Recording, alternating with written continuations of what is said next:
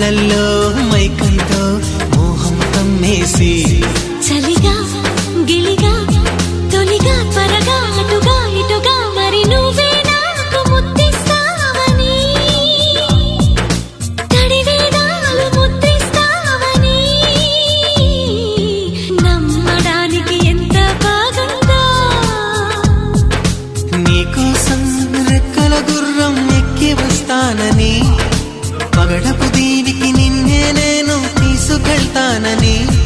ఇక ఏ నాటికి అక్కడే మనము ఉంటామని నమ్మడానికి